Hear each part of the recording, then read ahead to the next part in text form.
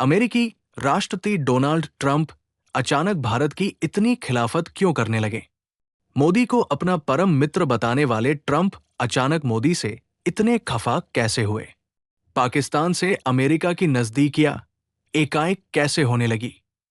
चुनी हुई सरकार के मुखिया को दरकिनार करके उसी देश के सेनाध्यक्ष को बार बार अमेरिका आमंत्रित करना भारत को उकसाने के लिए किया गया। आखिर ऐसा क्यों और कैसे हुआ? इन सभी चीजों के लिए भारत द्वारा किया गया ऑपरेशन सिंदूर की 100% सफलता और भारतीय हथियारों की गूंज पूरे विश्व ने देखी।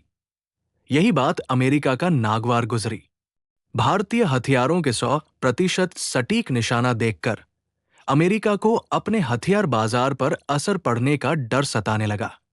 अपनी जमीन खिसकती देख अमेरिका कूद पड़ा।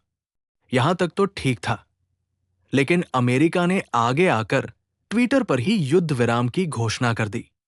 ट्रंप का असली खेल यहीं से शुरू होता है और पाकिस्तान ने भी इस मौके को लपक लिया और ट्रंप की हां में हां मिलाते हुए युद्ध विराम को अमेरिका की मध्यस्थता बता दिया।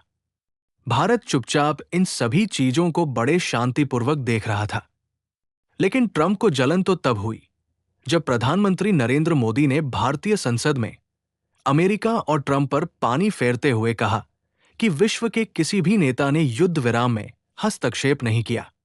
मोदी का यह बयान अमेरिका के लिए एक बहुत बड़ा झटका था। ट्रंप के नोबेल पुरस्कार की चाहत को बड़ा झटका लग गया।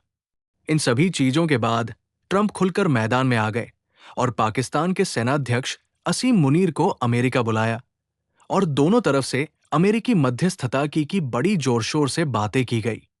पाकिस्तान समझ चुका था कि अमेरिका के नजदीक जाने के लिए इससे बड़ा मौका नहीं हो सकता।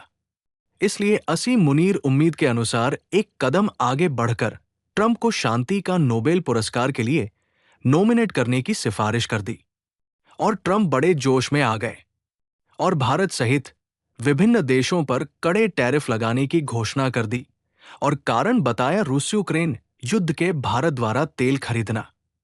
यहीं से अमेरिका और ट्रंप के बैकफुट आने और उनके हार की पटकथा लिखनी शुरू हुई, क्योंकि रूस से तेल खरीदने वाले देशों में भारत से आगे चीन भी था। यहां यूरोप और अमेरिका भी रूस से व्यापार कर रहे हैं। इससे अमेरिका में ही ट्रंप के इस फैसले का पुरजोर विरोध हुआ और उससे भी बड़ा झटका अमेरिका का तब लगा जब भारत, रूस और चीन तीनों देश एक ही मंच पर दिखाई दिए। यही त्रिकोणीय गठबंधन उसकी सबसे बड़ी हार साबित हुई। इससे अमेरिका के बड़े नेता अमेरिकी राष्ट्रपति की ही खिलाफत करने लगे। अमेरिका ने भारत और नरेंद्र मोदी सरकार को गलत साबित करने के लिए पैंतरेबाजी में कोई कसर नहीं छोड़ी। रूस-यूक्रेन युद्ध में युद्ध विराम के लिए रूसी राष्ट्रपति पुतिन को अमेरिकी धरती पर बुलाना।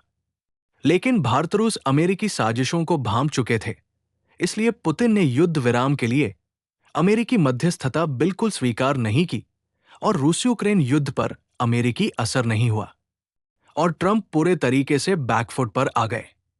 फिलहाल भारतीय विपक्ष की तरह ही अमेरिकी ड्रामेबाजी जारी है और इस अमेरिकी लाफ्टर एपिसोड का मजा लीजिए, क्योंकि ये नया भारत है।